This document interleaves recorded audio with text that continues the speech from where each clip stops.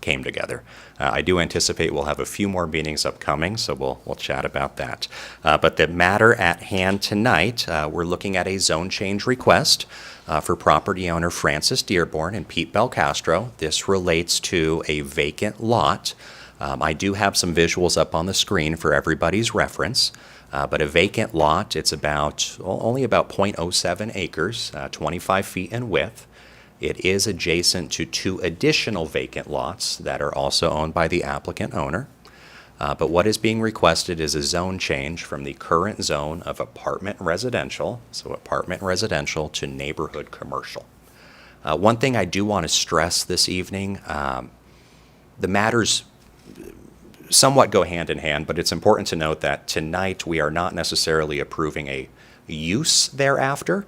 We are looking at the zone change and any subsequent use of property, whether it be a parking lot, which is something the applicants have expressed as their desire, or any other use that would be allowed within the base zoning would be analyzed through a future design review approval. With a design review, notice would further be sent out to neighbors, could potentially result in a public hearing, etc. But I just want to make sure we are probably going to cover a parking lot quite a bit tonight, but ultimately what we're looking at is the zone change, in which event a parking lot would be considered an allowable use within both neighborhood commercial, the desired zone, and then the abutting general commercial. This site, I did try to describe the directions, and I realize it's kind of goofy when you say northwest, east, but the site is south of East Main Street, south of Main Street, roughly north of East Main Street. It's in a block bounded that has actually quite a few different zoning classifications. So you do have general commercial zoning towards the intersection there, East Main and Main, kind of leads to neighborhood commercial as you go down the East Main Street corridor, and then kind of apartment residential in the middle. So with that, I recognize we have a number of property owners here this evening. We did send out notice to those within, for a zone change, I believe it's 500 feet. We did receive 4 responses back from property owners. We post notice with the Herald and News, which we did, I believe, about a week ago, in addition to what we call the Oregon Department of Land Conservation and Development for any kind of plan amendment or zone change. I hope everybody has had a chance to review the staff report. And again, the staff report has been distributed, I believe, to most people in the audience here this evening. I always kind of leave it up to you guys a bit as to whether we want to individually go through the criteria. There are a number of criteria that we analyze for a zone change that are contained both within the Urban Area Comprehensive Plan. So when we updated the comprehensive plan about 1.5 years ago, we did add zone change criteria. And then we have zone change criteria within the Community Development Ordinance, or CDO itself. So what I and John did was went through. I'm going to attempt to switch screens here now that we know where we're talking about.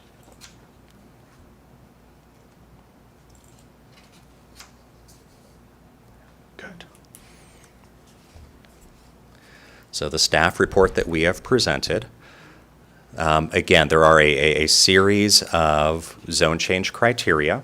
A lot of the zone change criteria relates to what kind of impacts a zone change would have on abutting properties, whether there are adequate public facilities, let's say, to service that proposed zone, whether there would be traffic impacts based on either a more intensive or less intensive zone. We ask items kind of such as whether the lot size is applicable, so whether it's sized and shaped appropriately to accommodate the proposed use, and other items. So I'll kind of look a little bit to Planning Commission as to maybe how in-depth we'd like to go through some of the specific criteria that we noted. Well, I would like to recommend that we just go through those criteria that you identified as not being met. Okay. Because I don't think we have any objection to those that were being met. Is there anything else on the commission that wants something different? Okay. Okay, so as we went over, and for the audience's benefit as well, Planning Commission tonight makes a recommendation. The City Council would make a decision as to whether or not a zone change is approved. as I read in the city attorney's statement, we need to look through each of the individual criteria, and if even one of those criteria aren't met, we must recommend denial. So I will go over specifically those criteria that denial was recommended on, or that the criteria were found not to have been met.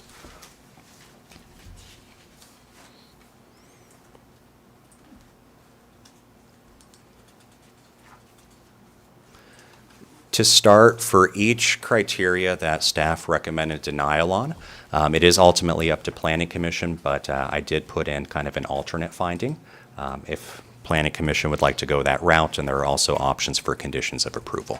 So purpose, this is a criteria that is contained within the Urban Area Comprehensive Plan. The proposed zone change shall be consistent with the purpose of and uses allowed by the proposed zone. With that, we have descriptions of each zone contained within the Urban Area Comprehensive Plan. And the current zone, apartment residential, I'll just quickly read that off.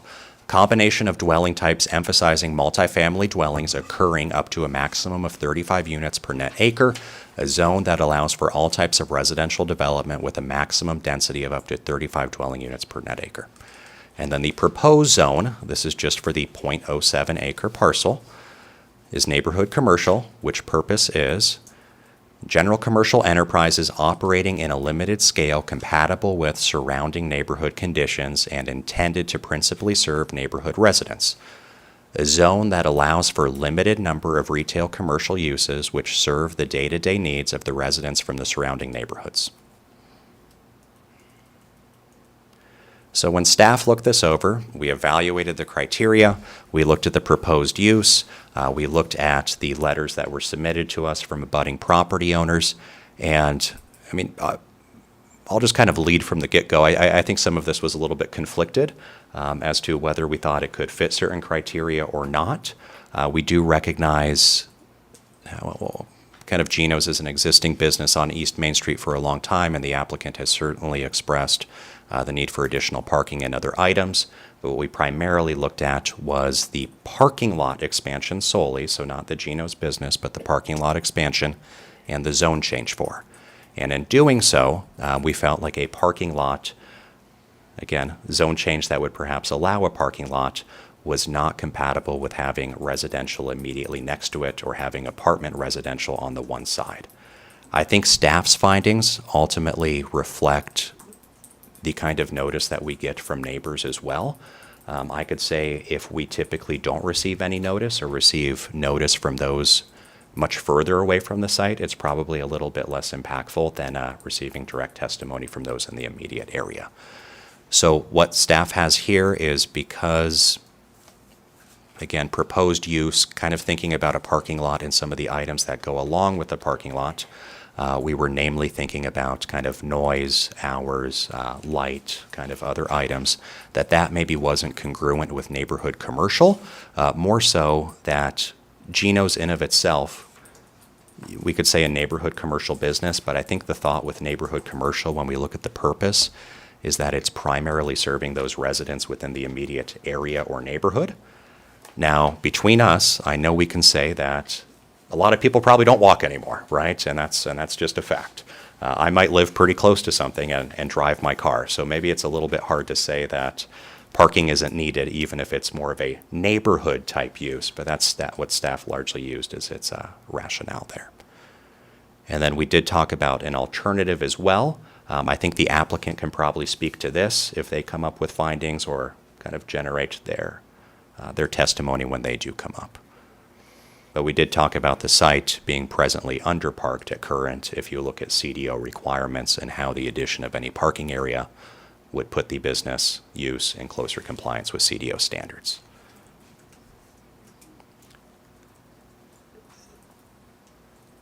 You'll see those that were recommended for denial kind of have a little bit of a consistent theme when we talk about impact on surrounding uses. So I'll go on to the next one then. Okay.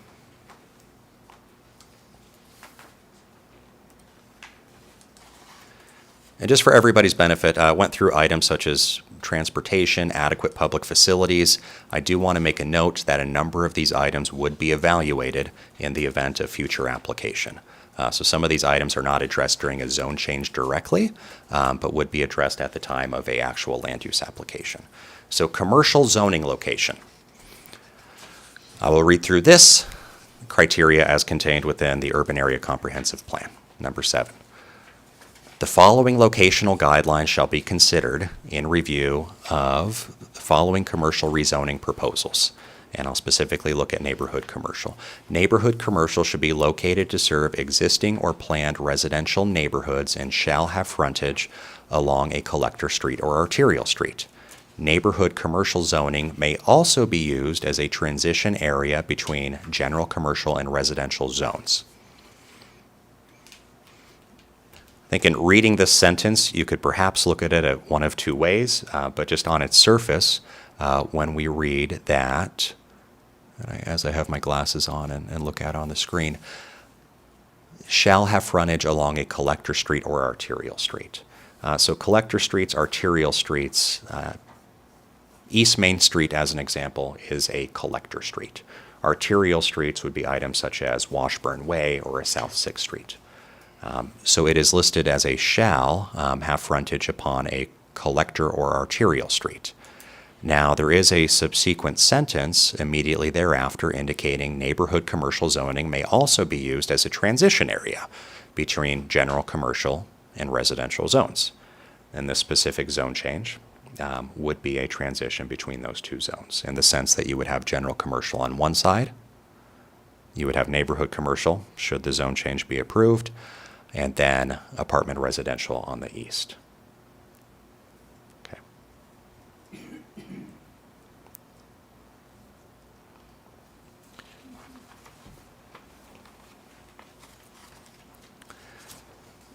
And is there one more? I know we There had is one talked more. about perhaps with conditions of approval as well, and that some criteria may be met.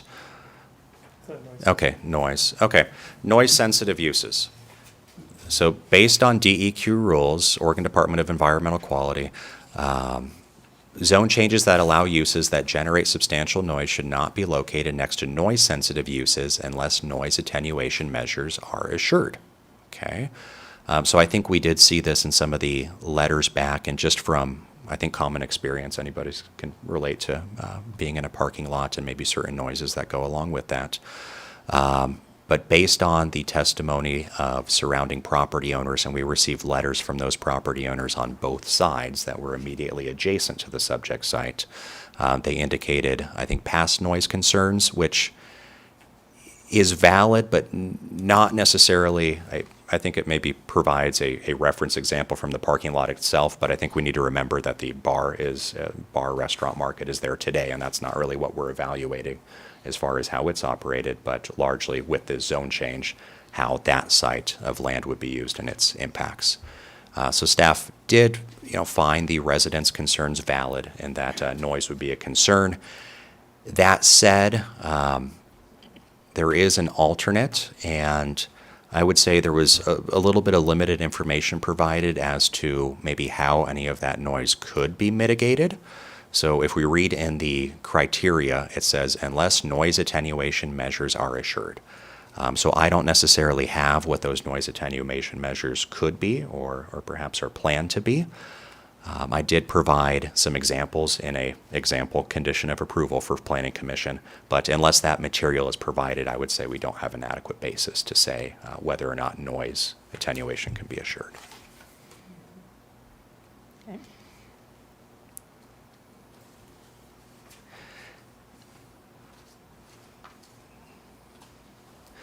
With that, I think a lot of the additional criteria that weren't straight black and white did kind of come down to whether or not conditions of approval could be imposed on something, whether the applicant maybe generated additional findings, whether there were certain measures that would mitigate any of those negative externalities. So that's kind of what I wanted to open it up for public hearing this evening. Planning Commission's consideration and to hear from both the applicant and, I'm presuming, property owners in the immediate vicinity further. Okay. Well, first off, the planning, so that is the end of your report for the moment? Okay. Do any of the Planning Commission members have any questions? for the planning department. Joe, can you help me out on page 13 of your report? You're actually showing lots 30, 31, and 32, but the request is only to adjust 31, which would not allow any parking access to lots 30 or 32, correct? So I want to make this clear. What we have, and actually I'm going to scroll further down.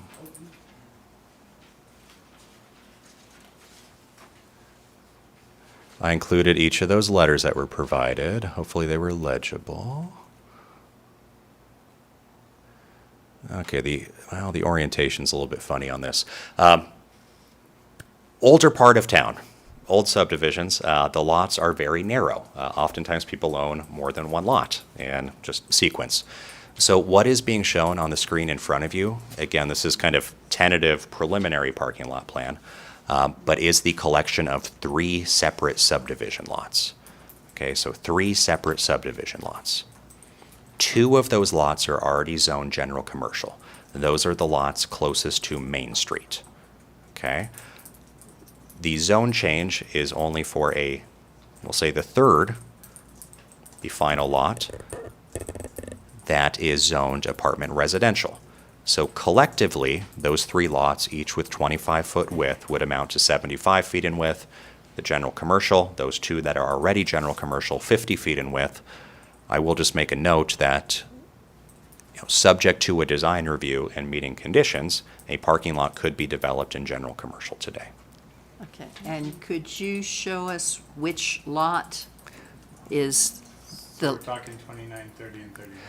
Yes, let me go Yeah. back to, I'm sorry, the mouse doesn't work too well. I might be far away from something. Put it back on my paper, okay. So if you're looking at the top of your screen there, that would be lot 29. Okay, bear with me one second. I'm gonna point. Christina, is that okay? I know it's sometimes difficult for minute purposes when we make a reference. Okay, so think of preliminary parking lot as 3 separate lots. Okay, 1, 2, 3. Kind of narrow, but then deep, if that makes sense. So kind of narrow in width, long in depth. So each one of the lots is about 25 feet wide. The 2 northern lots, let's refer to it as the first parking row and the drive aisle.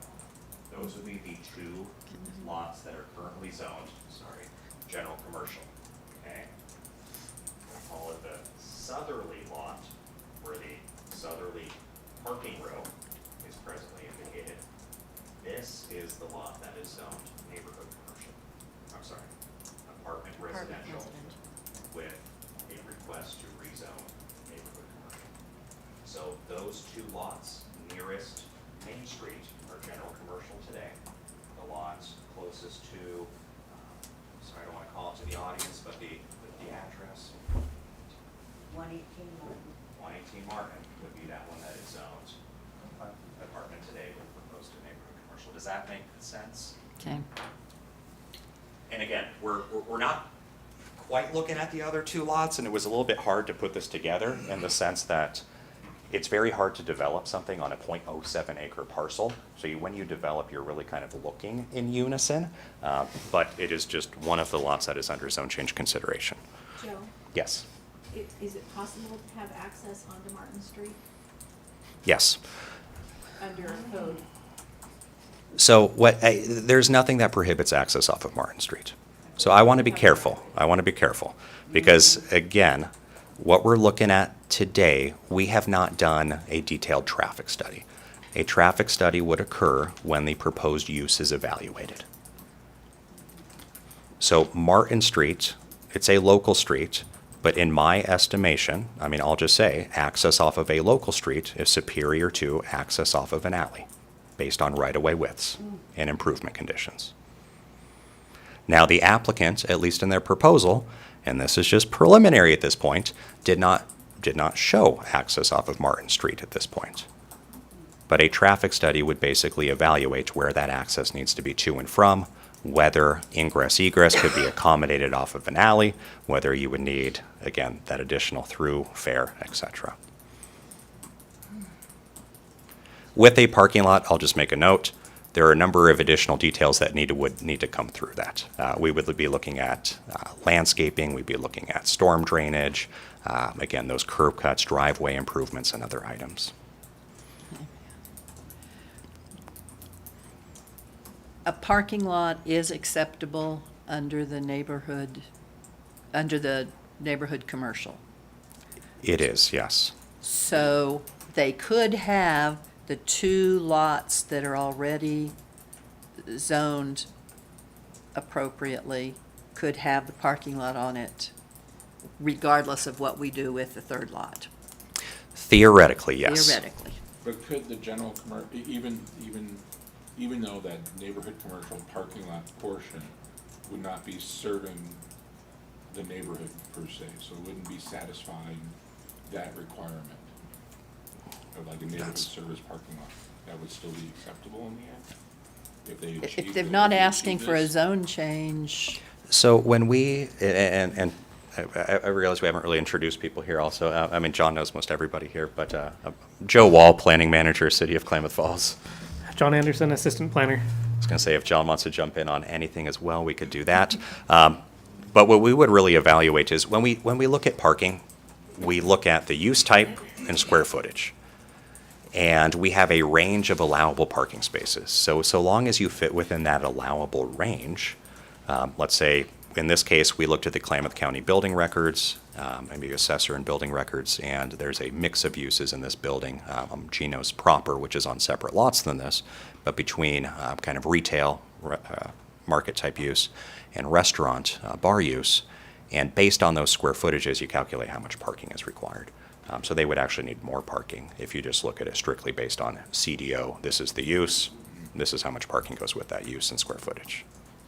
And one of the other things that staff has to look at too is how the feedback kills my microphone. Am I pointing it too close to a speaker or something? Okay, move it down here. Is that we have to review every kind of neighborhood commercial use that could exist in that space, not just a parking lot. We also had to take a look at how any particular co-use, for example, a general commercial use would interact with a neighborhood commercial use. So is a parking lot that serves a general commercial use still a neighborhood commercial lot? And those are some of the things that we analyzed as we were going through and looking at the staff report.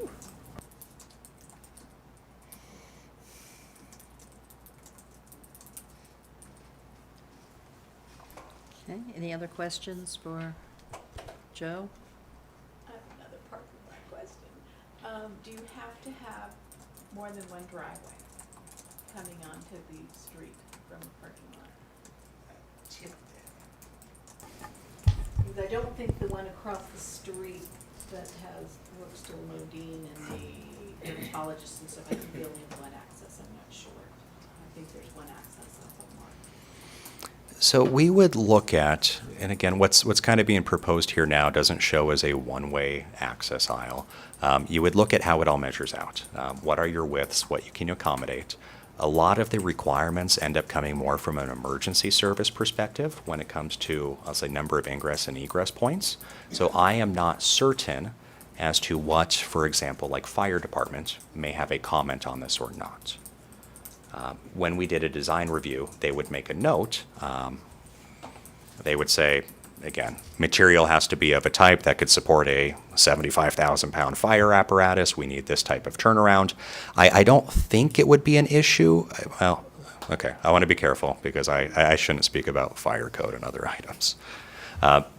So ingress, egress, as far as driveways, would come up through traffic study material, and then additionally through the comments we receive based on building and fire code.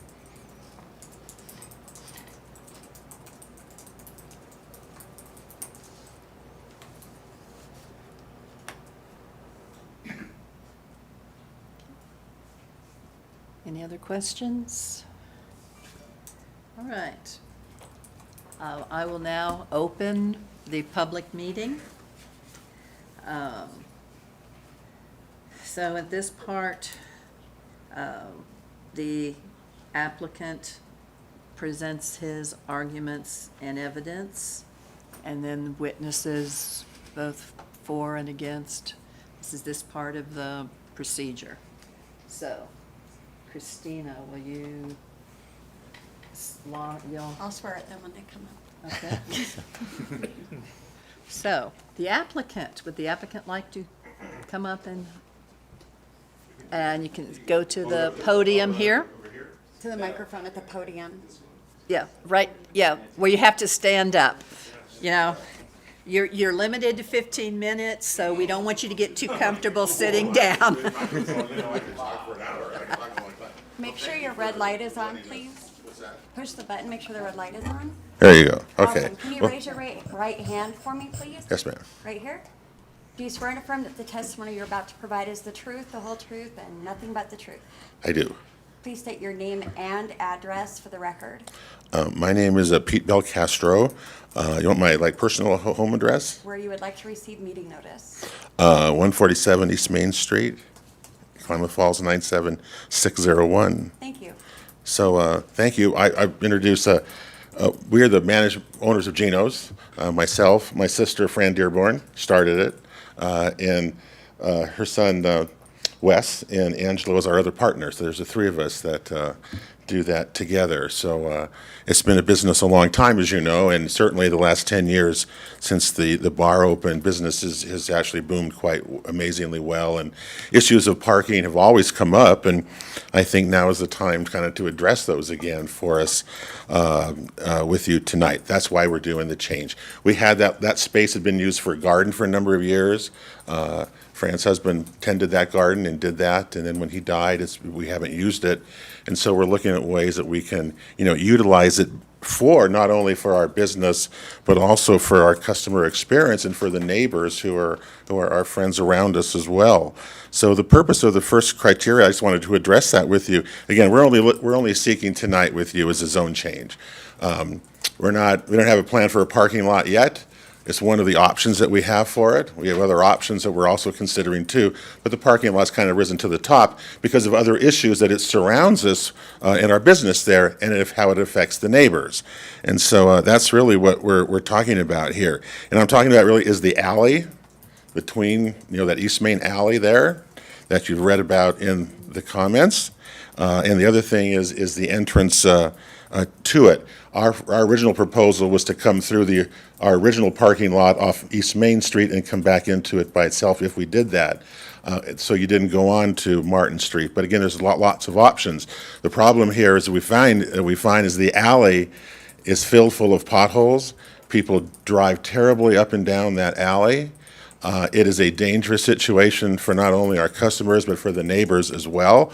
And that is really our biggest issue and concern is how can we mitigate that to where we reduce this dangerous situation. We had recently a person, and these people are not drunk, that kind of thing, but they start racing through the potholes or whatever, and they knocked over the Avista, knocked the Avista out. We were dead in the water for a while. So the alley has been dangerous for some time. The alley, because of the East Main Street intersection that that you cannot turn left onto East Main from Main Street, sends people down to these other side streets in the alley. And not all the traffic that comes through that alley is Geno's. A lot of it are people coming straight down through into the neighborhood there because the alley is paved all the way down with the exception of what is behind Geno's and behind the Keeper's Corner. The rest of that alley is paved all the way down clear to past Division, down by the Mormon church down there. That alley is paved except for that section right there. And that's what's caused so much problem for neighbors and everybody, and it's dangerous. And that's why really we're trying to mitigate that and how we can do that in an effective way that makes everybody happy. That's kind of the bottom line there. And so that's what we're doing. We have proposals we could pave the alley. We could put speed bumps in the alley to slow traffic down. We have options to do that, and that's why we really want to talk with you about, because I think, there's a lot of people that come down there and a lot of traffic, and on nights when we have just events or just normal traffic, people are parking in the alleyways. they're parking on the side streets, they're parking across East Main Street, and it creates just, something that we're really concerned about too. It's the traffic and how we can make that a little bit better. So that's kind of where we're at. I don't know if you guys have anything you'd like to add. Again, we're looking at it on the three areas there. Noise, I know, is something we're looking at. The parking lot, it would certainly be mitigated with lighting that would be really low lighting, those kinds of things that would mitigate that. And the Collector Street, again, we just thought we could come through from East Main Street and go all the way back to Park rather than have an opening coming in from Martin Street because we couldn't do it. But that's certainly an option. But the biggest thing to me is the alleyway and the East Main Street intersection that creates all this problem because you cannot turn left. Therefore, people flock into the alleyways and Martin Street going into the neighborhood because they can't do it any other way. And that's really caused a lot of problems. The alley back there is really horrible with, the potholes, the whole thing. So it's a dangerous situation. I don't want to mitigate that to you because it really can be at times.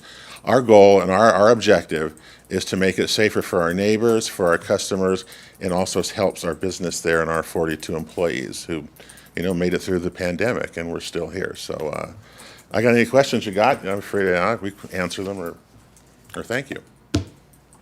Okay. So, planning commissioners have any questions? I would like to just say one thing, if I may. Okay, You sure. have to come up. Yeah, Hold I- on. You have to raise your right hand. Which one's, with my uncle, he was like, which one's which? All right. Do you swear and affirm that the testimony you're about to provide is the truth, the whole truth, and nothing but the truth? Absolutely. Please state your name my- and address for the record. My name is Angelo Dearborn. I'm at 137 High Street, K Falls 97601. Thank you. I just want to reiterate and agree with my uncle. A lot of it, whatever we decide to do with that zone is what we decide. We could go the other way with the other two lots and make it residential. We're going to be in this battle till we kind of solidify that block of the property. I find the alley has always been very difficult, and I know these lovely gals, and I love them all. I know we're here kind of on different sides of the fence from at Gino's, but these are special gals, and we really try to take care of our neighbors in the neighborhood. My family's been the parents of kids that are my age, and they were more parents than their folks. So Gino's has a deep running meaning, but as far as with the alley, without proper kind of an avenue for the emergency personnel, like you were saying, nobody is safe to drive down there in a hurry. And if you can't turn and there's no intersection there, it's really scary a lot of times, especially in the winter, to watch kids hop the fence and run across. And that bus comes around, you don't even see it till it whips quick. If that intersection isn't fixed, this back alley is almost by default the intersection because of ease of use. It hasn't been maintained in a fashion that is copacetic with a fire truck racing down to put a fire out, ambulance coming, or something happening. If we were able to fix that and add speed bumps and maybe certain lighting and those potholes, I've filled those potholes probably 15 times in my life, and that's a lot of work just to do it for free to keep it safer. And like Pete said, we have had twice in the last 9 years somebody has ripped in and knocked our gas off the main, and that could blow up into a fire real quick. We've been very fortunate for safer outcomes, but until that's kind of fixed, it's always going to be the way it is.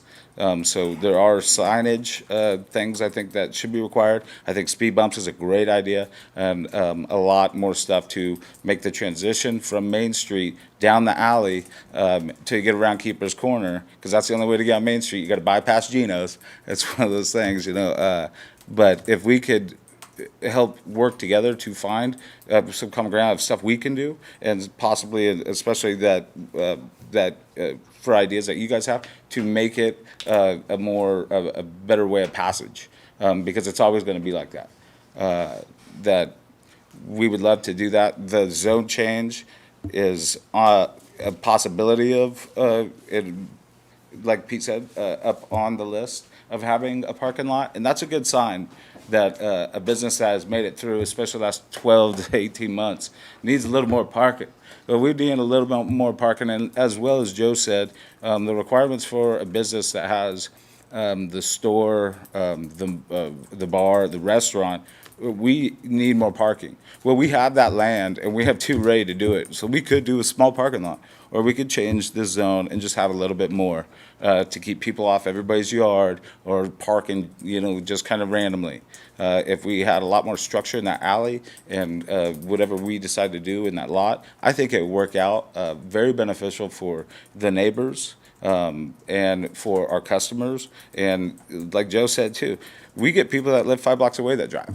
This is a neighborhood thing. This isn't like people are driving from out of town or come running wild. These are people right around us that prefer to just drive. So, I want us to keep that in mind when it is to be a zone change. This is neighborhood. Geno's is the neighborhood.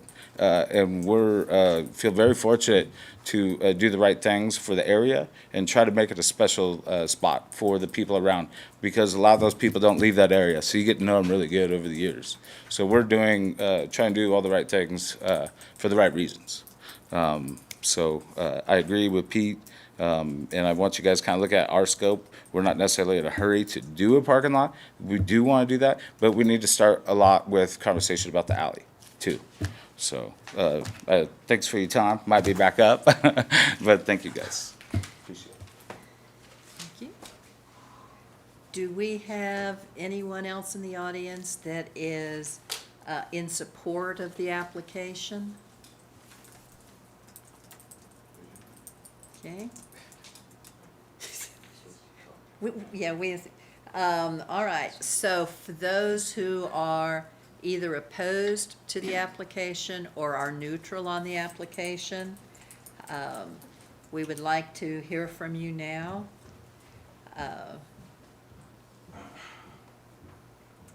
We do have a limit of 3 minutes for that, which is a lot less time than you might think.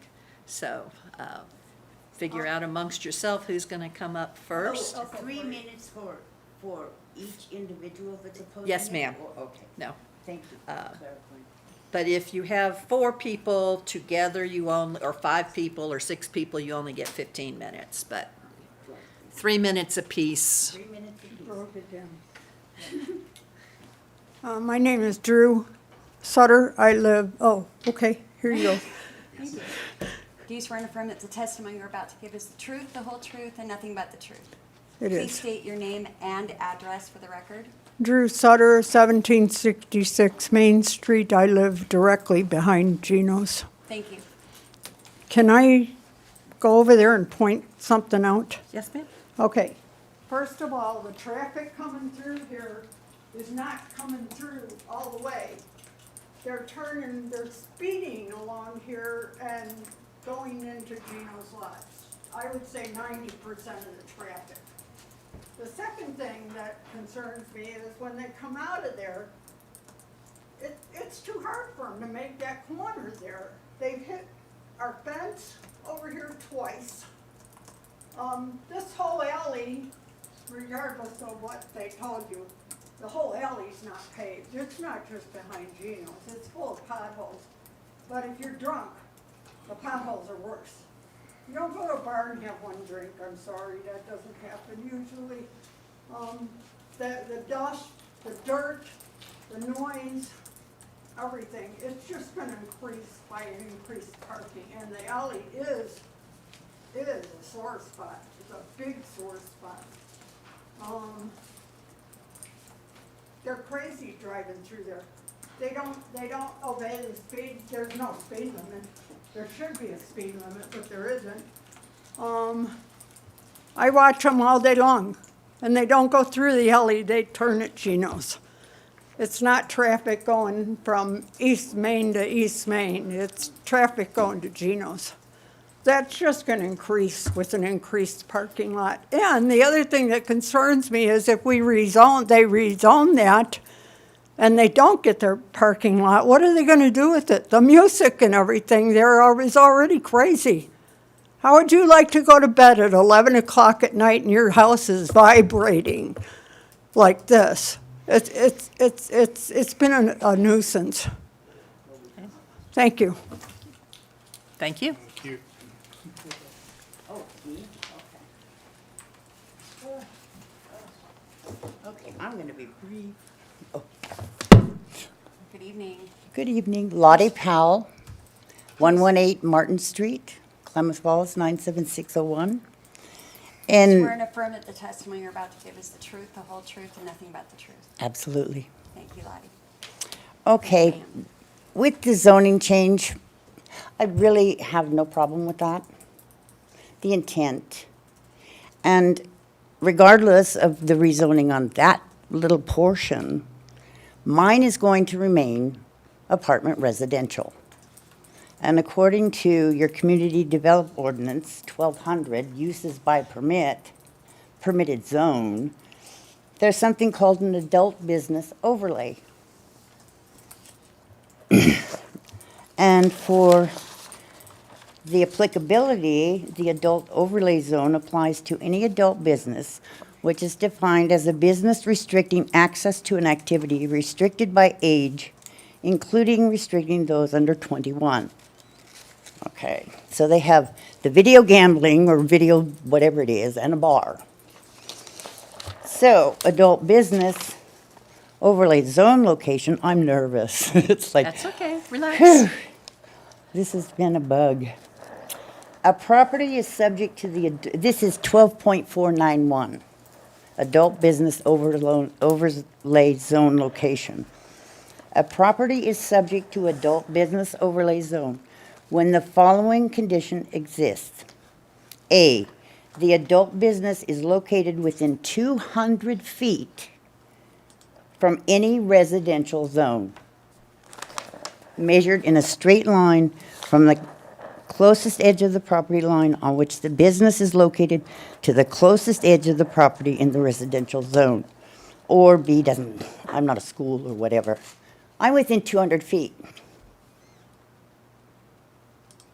So why is the bar and the gambling there in the first place? Why do we need a parking lot? Thank you.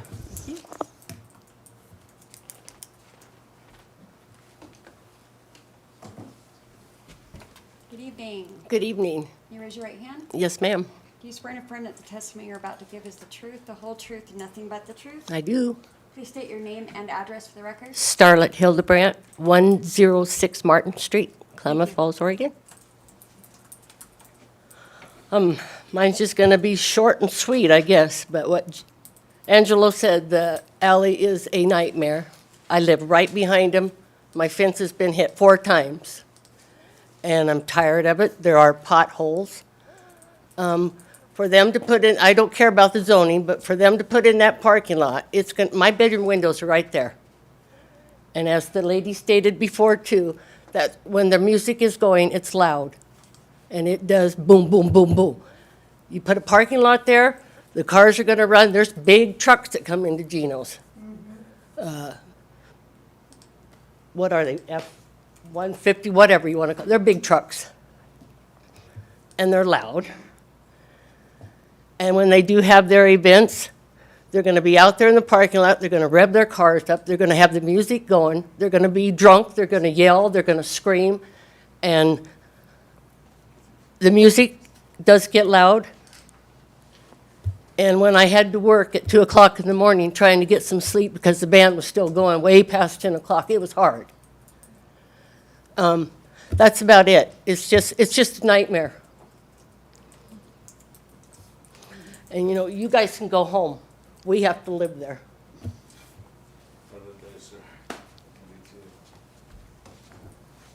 You don't have to put up with the noise. We do. Tired, but- Good evening.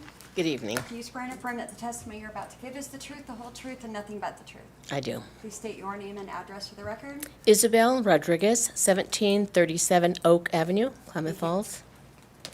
I mainly just have 2 questions. I realize we're talking about a zone change tonight, but Mr. Belcastro had mentioned that, well, we're talking about the parking lot tonight, but that might not be what we do. So I guess my question is, if you don't put a parking lot, then what else are we possibly looking at? If we do a zone change, is it kind of a blind thing and we don't know what's going to go there? That was one thing that I have a question about.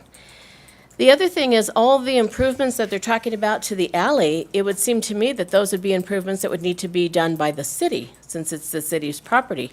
But I don't believe the city has made any commitments to those improvements. Just my comments. Thank you.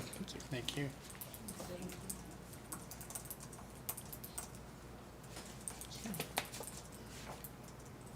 Is there anyone else? One more thing? Do I have to do this again, hon? No. Okay. You've already been sworn. Okay. Like Drew was saying, I'm right here. And this corner right here where these people have to turn, if they turn here and there's another car coming, it's just like this. And that's how I get hit, my fence.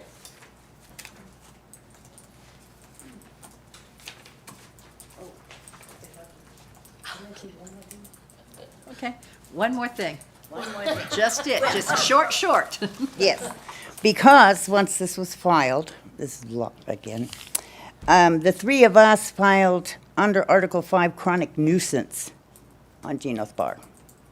Because there were 37 reports to 147 East Main between the period of January 4th to June 7th. That's excessive. So I don't know what the status is on that. But we did file that, and it's a pattern of illegal behavior associated with that address. And that it is dangerous. I've been there for a while, so thank you.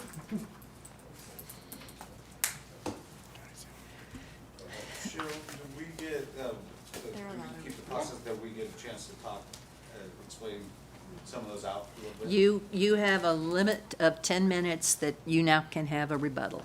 We'll wait for that part right now. Huh? Well, is there any, are you interested, sir, in speaking?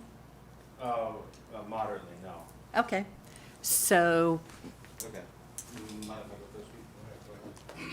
And again, I'm Angelo, and I understand and respect their concerns.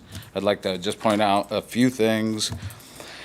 The last gal that spoke made it really clear, this is really the city's job to maintain that alley. It's an emergency kind of platform.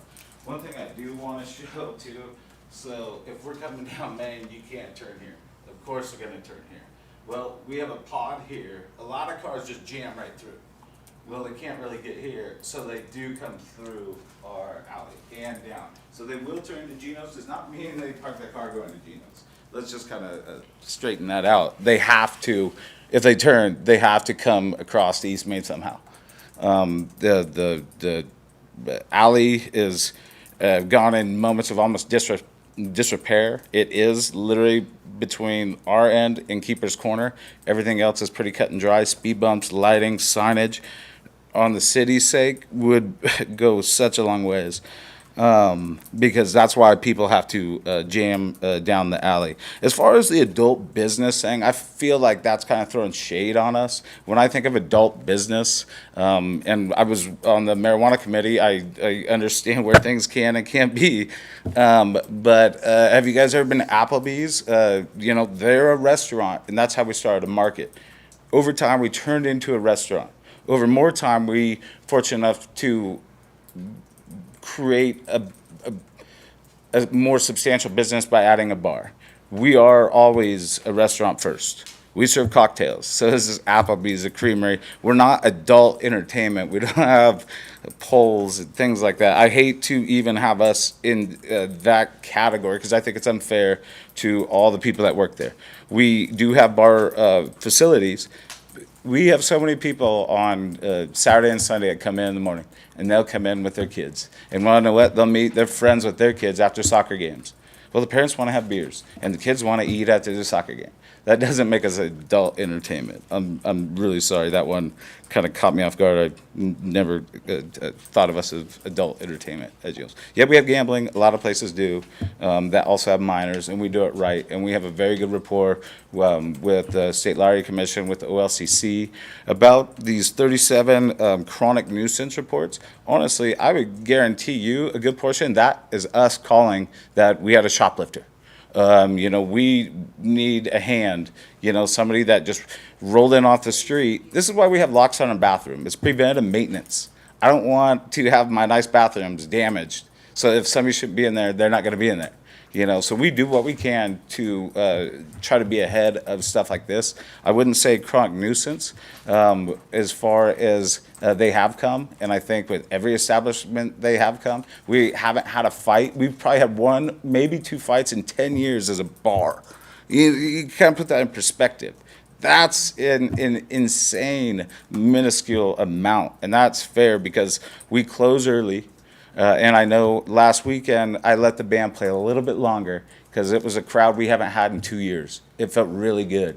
We have a lot of new employees. We lost a lot of staff over COVID. We get a lot of new people that are young getting their feet wet. And it's good for them, kind of thrown to the wolves sometimes, but to learn through experience. And I do apologize for that. And Drew came over and I sincerely was sorry. You lose track of time because it's been so long.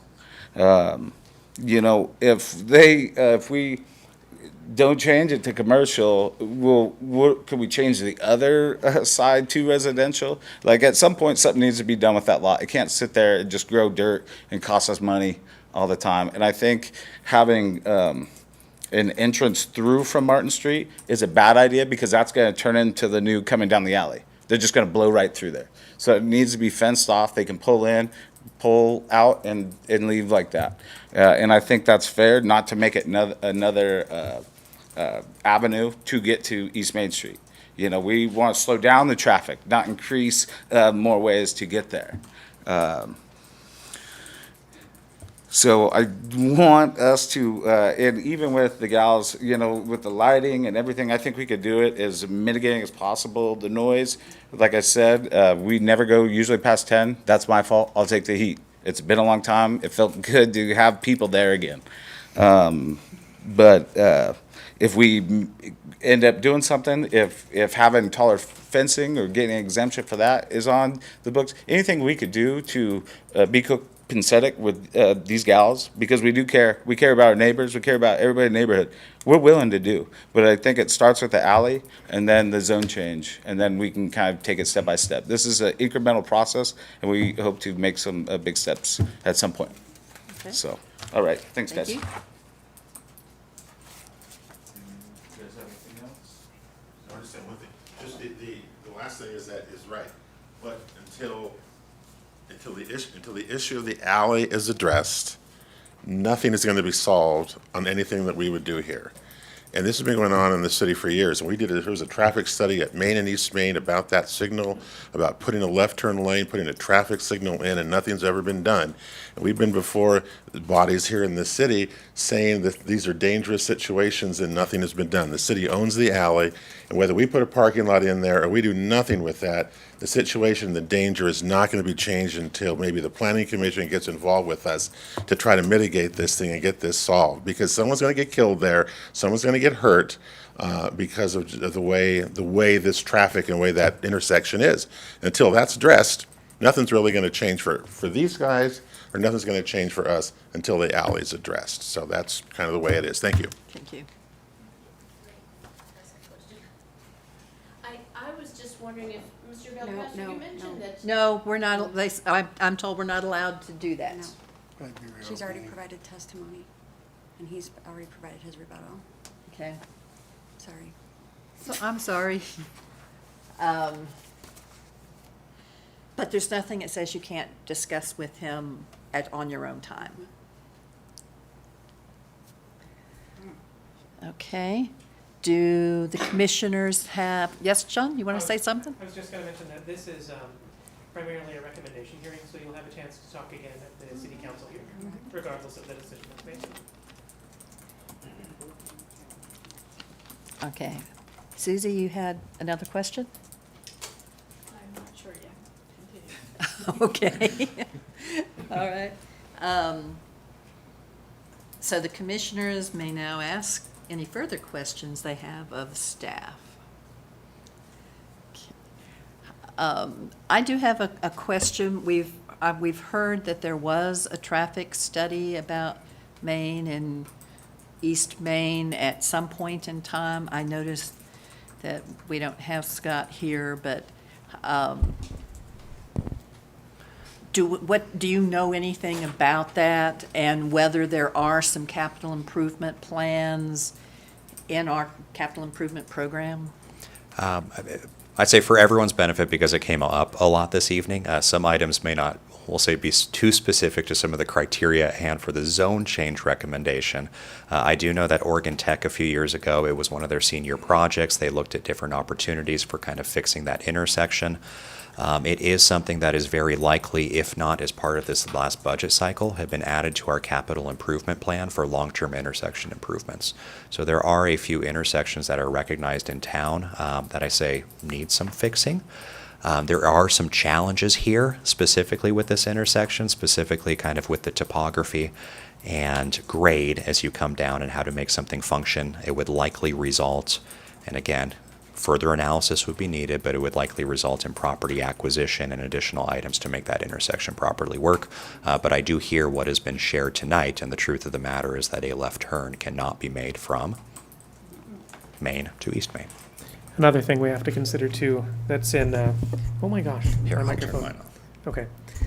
Is that the property that's on the other side, to the left, when you're coming out of that intersection, is the railroad, and we have very limited ability to change what's on that side. So if we do something with the intersection, it will primarily be on the east side.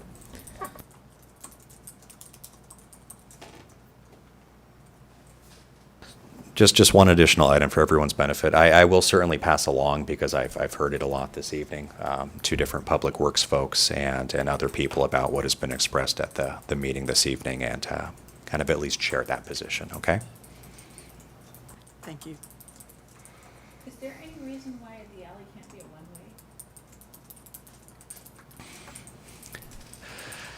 one-way? Typically speaking, we do not have one-way alleys. Alleys, by merit of their width, I mean, oftentimes you don't want to have probably two vehicles concurrently traveling down. But I don't think that is something that has ever been tried. I am not aware of any alleys within city limits that are one-way alleys. That is something I could, again, ask. But ultimately, I know it would become a, we'll say, enforcement and following item.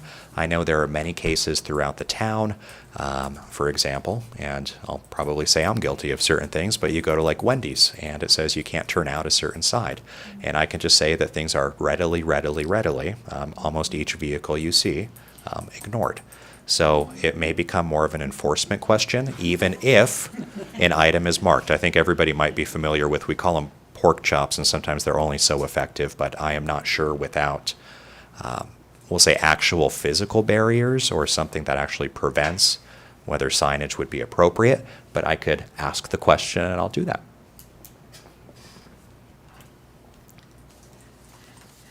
Okay, and I have old eyes. On page 13, it indicates that that alley is that 20 feet in width? Or there's a shadow going through it, and I just want to make sure it doesn't say 28 feet? It is 28, according to the last page in your document. It's So 28 if you look at feet? page 22 of 22, it looks to me like it's 28.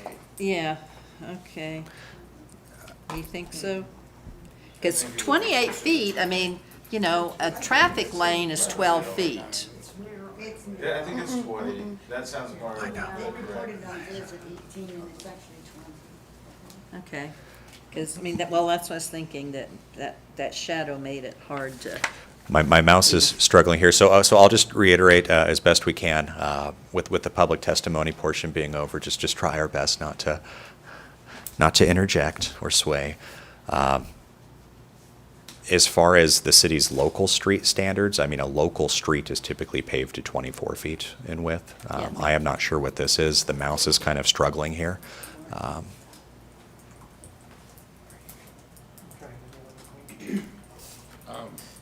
Currently, According to building, it's 26, according to the drawing.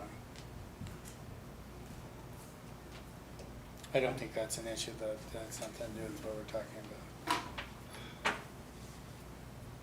currently, these 3 lots are essentially being used as one, correct? And there's parking currently off of the alley for probably around 8 cars, 9 cars. So all of this is being done, if this was to be parking, is to add 10 cars additional parking. So all of our talk about traffic and stuff is only gonna take off 10 cars parking in the neighborhood. I don't see that as a major change in and of itself. And these 3 lots are currently, again, functioning as one. And you've been using it as a garden space? Yes. And right now it's just collecting weeds, correct? Okay, you had something to say, John? Yes, when we do the traffic study, or when a traffic study is required, it'll have to look at more than just parking. It'll have to look at other neighborhood commercial uses as well. And there are some significantly higher parking and higher traffic neighborhood commercials than a parking lot. Yeah, I realize.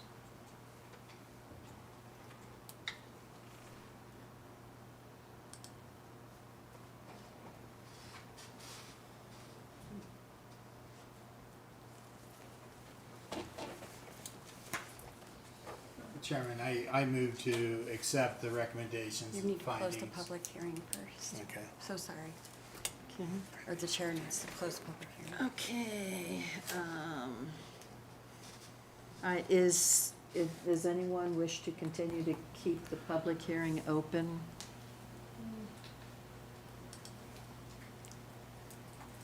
All right, I will close the hearing to all evidence. All right, and then so, does the planning commission have any further discussion they wish to conduct amongst ourselves?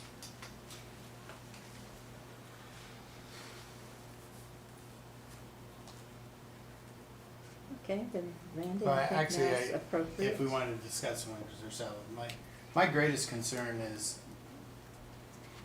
providing a zone change with inadequate or insufficient information on what is actually gonna go there. And we would be basically opening up a fair, just do whatever you wanna do, in there. And so I think, to me, there's just been inefficient or insignificant, sufficient, excuse me, Yeah. Yeah, insufficient. information and details about what the plan is. I fully agree. I mean, there are definitely ways this could be a parking lot, and I think it worked very well. But I would want to see how that is done before I would agree to the zoning change. That could then become something very different. I realize we're not supposed to be looking at it that way, but it's troubling to look at it like this, to make that significant of a change. And it was proposed to us as a parking lot. And I thought coming into this, we would get more information about landscaping and access and those kind of things. And that will be in the next meeting. Well, but if they don't get the zone change, I can see that somebody would not wish to go to, a business would not maybe wish to go to all the expense of having the traffic study and the engineer design and do all that without I agree. some confidence that that would be permitted there. So I can see how it's sort of an awkward position here for them to be in. Well, frankly, it's awkward to begin with because it's general commercial all the way up to and 2/3 of this lot, essentially we're talking about. And then it's an instant transition to basically 3 or 4 lots of apartment residential and then another neighborhood commercial. It would have been better if that whole section in the middle had been kind of blended through better when this zoning was first done. I can't say for sure since I wasn't here, but I bet the I think buildings were Melody's there. trying to- I think Melody's trying to say Oh. something. Oh, I'm sorry. No, you're fine. I was just listening. My only comment was I would like to see what the mitigative measures would be for noise to address some of the concerns of the community. That was one of the things that had an alternate, but the alternate wasn't fully fulfilled. I don't see why a zone change would necessarily be a bad thing. I would like some kind of contingency that it would be a parking lot, since that is what their argument has been, that they would like to put the additional parking in, but I don't know if that's something that can be done as a contingency or a condition of the zone change, that it is only for a parking lot. I don't think that's really a thing.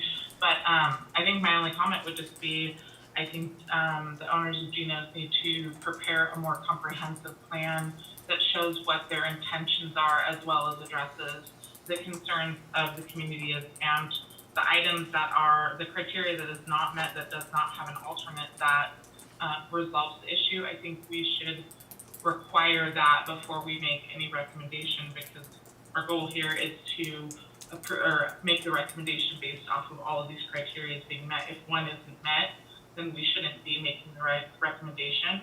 And so the only one that I saw in the packet that did not have a fulfilled alternate was number 12, which is the noise sensitive use. That was my only comment. Thank you. Okay. And I was just saying that I would be willing to bet that the zoning probably came after the building in this case, which is why we have an awkward mix of zone uses in this area.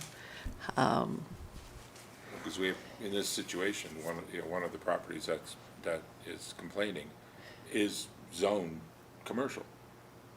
You know, yeah, And so is she. correct.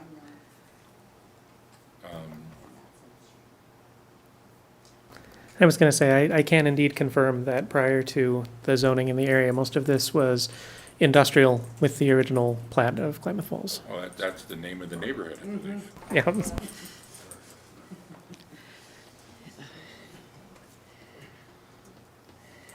Okay.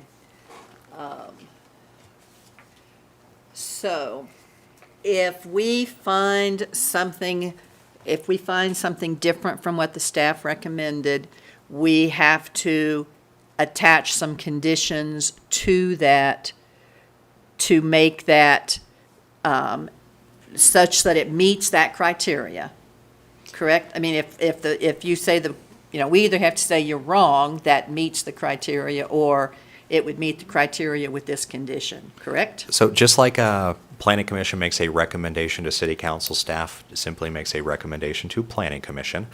You don't necessarily have to come up with conditions, but you would have to come up with an alternate finding that addresses the criteria. Does that make sense? Okay, that's, okay. It's more challenging. That's, yeah, a little more challenging to come up with on the fly here. So for each of, and again, this was just something that I put together, John and I, in the report, but for each of those items where the criteria was found not to have been met, there is a little bit of language. I mean, planning commission, if you give us direction, we can certainly perhaps come up with items, but. Okay. And our city attorney is not here. But do we know, could one of those conditions be that we will predicate the zoning change upon this being used solely for a parking lot? And Geno's is perfectly within its rights to change what they would want to do with that, but if they did that, they'd have to come back and go through the zoning change again. So have we seen that somewhere? We have done that before. I sometimes want to be a little bit careful because oftentimes you'll have an intended use on something and then you almost will say deed restrict something. I think we may have an example on the north side of town. This was the first one that I did, but looking at a change from industrial to general commercial for an RV park use, for example, and depending on what potentially happens or not, that could get very interesting when you've deed restricted the property to certain items. So I would be careful on that. John, do you have feelings? Yeah, deed restricting things tends to, tends to have effects that go beyond the zone change, such as changing the value of the property and all of the future uses of it. And so while you can do it, we tend to want to be careful because it restricts what you can do with that property therever after, unless someone does a zone change in a different direction. And so it becomes difficult. It becomes difficult legally, and it becomes difficult from a planning perspective when you're trying to plan the neighborhood and whatnot. I can say I would probably be hesitant for a deed restriction right now, because one of the options that the owners of the property brought up was to do it as residential. The 3 lots together to do they didn't mention how they would develop it as residential, but do it as a different use. And they wouldn't have to have a zone change to put residential on any kind of zoning, so they could do that without a zone change, so, okay. They could put a triplex or a duplex. So at current, each of the zones, general commercial and neighborhood commercial, do allow all residential housing types. The only thing that we would probably take a close look at here is because the lot sizes are so small, you'd presumably develop over the lot line, so you would have, we'll call it a restrictive covenant, deed restriction, other items where you kind of build over property lines and treat them as one. But from a use perspective, residential uses are allowed within apartment residential, neighborhood commercial, which is being considered, and general commercial. I move that we accept the recommended findings from the staff. I second. Okay. All those in favor say aye. Aye. All right. Aye.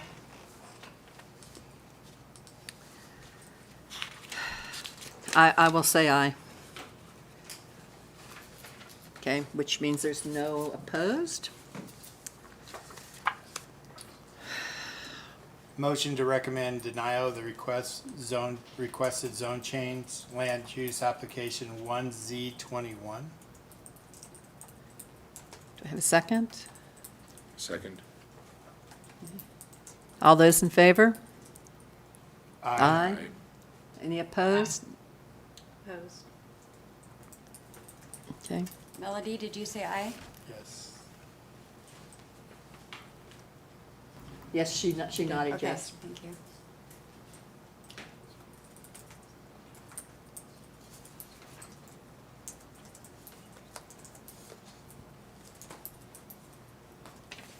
Okay.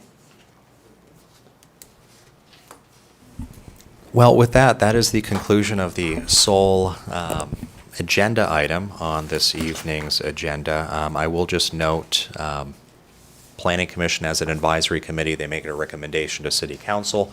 I will look at how this lines up with different noticing. So noticing is sent out for every public hearing in addition to in the newspaper. So I will correspond with the applicant as to kind of decisions going forward. City Council possibly dates, and take it from there. And everybody within this room, so long as they're within 500 feet of the property, would be part of the zone change noticing area. So with that, that's the conclusion of this evening. Planning Commission has made its recommendation, and then City Council would make its decision. The soonest they would make it is at the July, I believe, 18th meeting. But again, conversation will be had. I just know the first meeting in July is canceled due to the 4th of July. So, and I will, let's see. Again, I introduced myself. I might just have a few business cards. Just don't hesitate to come up and ask me any questions or any follow-up thereafter. And thank you, everybody. Okay, and Joe, were you going to provide us a project update? Okay. Okay. And then I was just going to provide a Planning Commission an update on items, so you are all welcome to stick around. If not, that's the conclusion of the public hearing and the sole quasi-judicial item on the agenda tonight. Thank you, guys. Yep. All right. No, we'll do this after.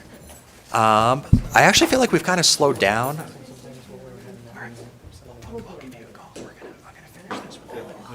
Thanks, guys. Appreciate it. All right. Thank you. Thank you so much. And then if I could get your contact. Yeah, Chris Nelson. And I will give you a call tomorrow morning. I was just curious what the pink is zoned. Okay, it's neighborhood commercial, but I'll give you a call. 281, 8131. Everybody have a good night. Thank you. All right, thank you for bearing with me. This has been the first meeting in a long time. We are probably going to have some additional planning commission meetings coming up. We are in the middle of, and it's become a little bit more of an intensive process than I think John, I, or anybody had thought. But we do know the community development ordinance, we had gone over some changes with this body, over the course of truly a multi-year period. The thought was that we would bring those forward. We have a consultant right now who is working on what I would call, and again, I maybe use this term is really incorrect, but we had termed it largely a CDO reorganization project. But I think once you start digging into the CDO deeper and deeper, you kind of recognize that you can't simply reorganize, or we'll say swap language from one section to another to make a coherent code when some of the underlying language we'll say is contradictory, has cross-references that don't work in other items. So we don't want to readopt a broken code. So the consultant that we're working with, Winterbrook, we will have a planning commission work session coming up to kind of share some of those findings. But I think that project is morphing a little bit from a reorganization into, I don't necessarily want to say substantive changes, not items that are really getting into development standards, but it's taking a little bit longer. And the reason I bring that up is because with that process taking longer, I had initially pictured bringing forward some of the items that Planning Commission had talked about over the years in tandem with this other project, just to kind of do one CDO amendment. But I am thinking I will bring forward some of those other items sooner to Planning Commission, just given timelines on the other project. So one of the items that I specifically want to bring forward will be the first one that we hear, if we don't combine it with others, will be related to social services, because that still has not been incorporated into the CDO. As far as active applications, I actually feel like we've slowed down a little bit. I don't know if that's just maybe things through the COVID pipeline, and maybe it's just hot and people aren't coming into our office. But kind of wrapping up a number of current applications, I think you see projects that are being constructed right now that have been in front of you over the term of many years. I mean, we see the DHS project and how that is continuing. They recently broke ground on the Loves project. You can see all the site work occurring up there at Dan O'Brien and Highway 97. There are a few projects that staff had approved that have kind of lingered, and I do think some of that is perhaps COVID related as well. But we'll see if interest really resurrects on those. I had mentioned one during our public hearing, but related to RV Park up at Dan O'Brien Way as well. We know we had the downtown plan for General Duffy's. Again, things are kind of a little bit quiet right now, but we'll see how those continue. To make the Planning Commission aware, land use approval was given prior to our last public hearing in January for the Confluence project, but in May, building permits and the site construction permit, I think towards the end of May, was approved. So that project is continuing to move forward. So that's encouraging. That's what I was wondering. And I did not go back through my minutes, so I may be off here, but Adams junkyard, whatever they call that, we had extended his approval to the 6th to the June of this year, I believe. You know, I will have to go back and look at that decision. I had thought, and because it was really being used without a valid land use decision. And I had thought it was Planning Commission's recommend.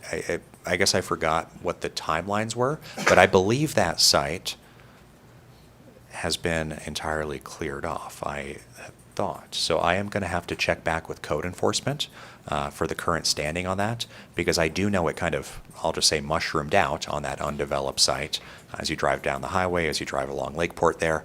But in driving by recently, it looked as though that area had kind of gone back to its almost more native field state. So let me double check on that, and thank you. I think that must predate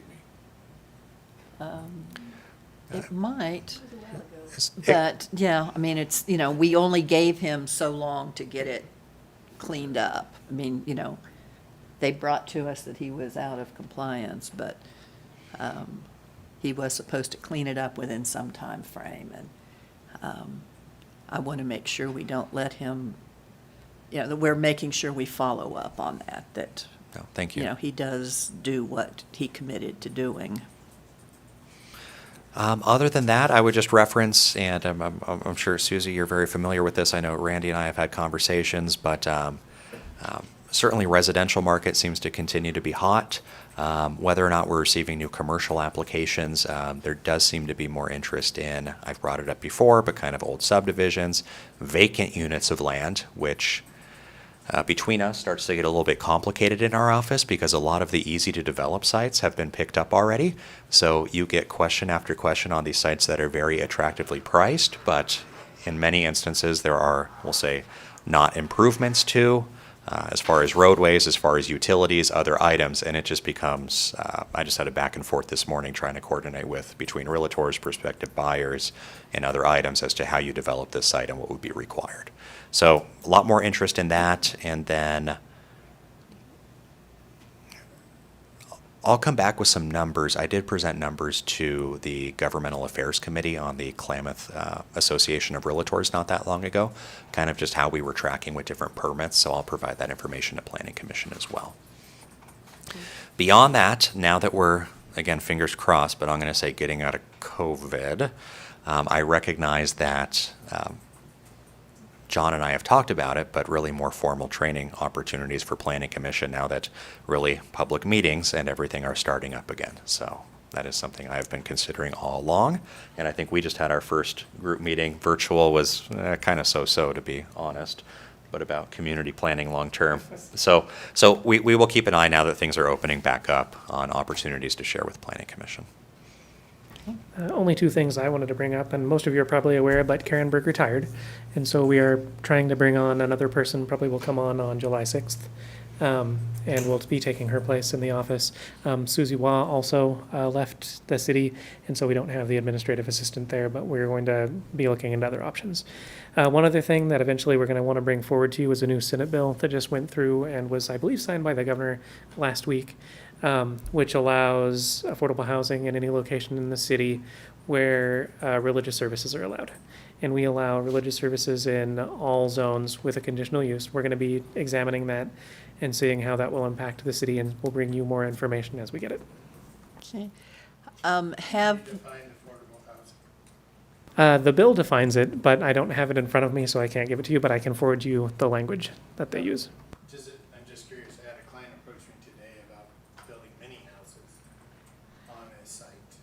Tiny homes, you mean? Tiny homes, yeah. It primarily judges it by income relative to the median income in the area.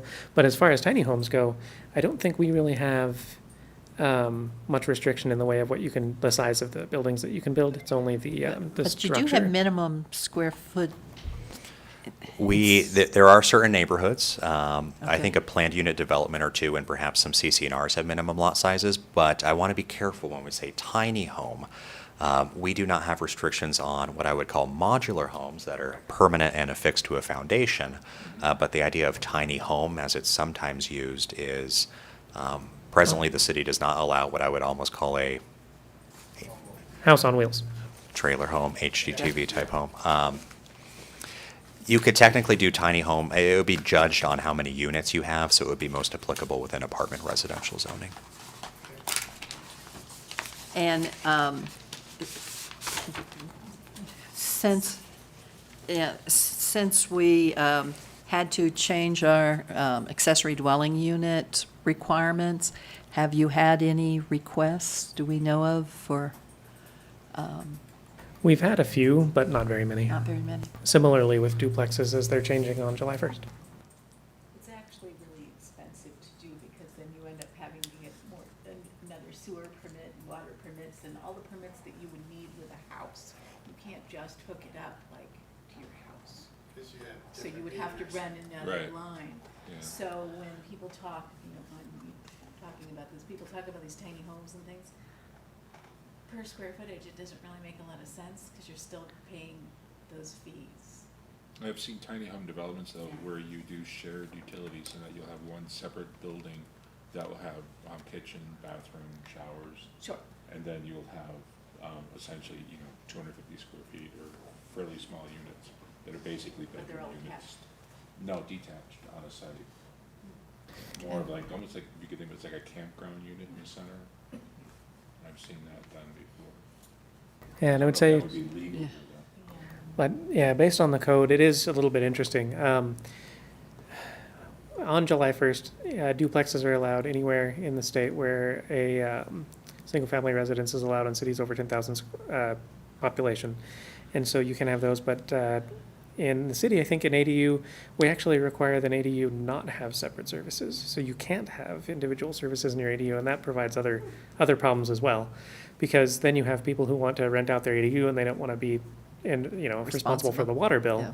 But we require that they do, and so we've been looking into that pretty hard. But yeah, for duplexes, it is that way. You have to be separate in order to be a duplex. And since there's now effectively nothing stopping you from having a duplex or an ADU on a lot, they can just pick and choose whatever they want.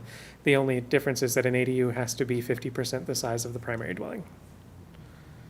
So it's kind of complicated, and we're trying to work it out with the contractor we've hired, Winterbrook, but that's going to go over. So on July 1st, the city is going to automatically adopt the model housing code for medium cities.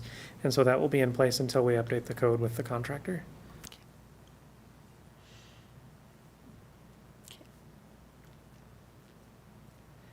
Anything else? Thank you for your work and support, and do I have a motion to adjourn? Motion to adjourn. Second? All in favor? Aye. Okay, so meeting is adjourned at 8:36. Thank you, Melody. You can take that off, Yeah, I know, those- and I'm fully vaccinated and have been for I'm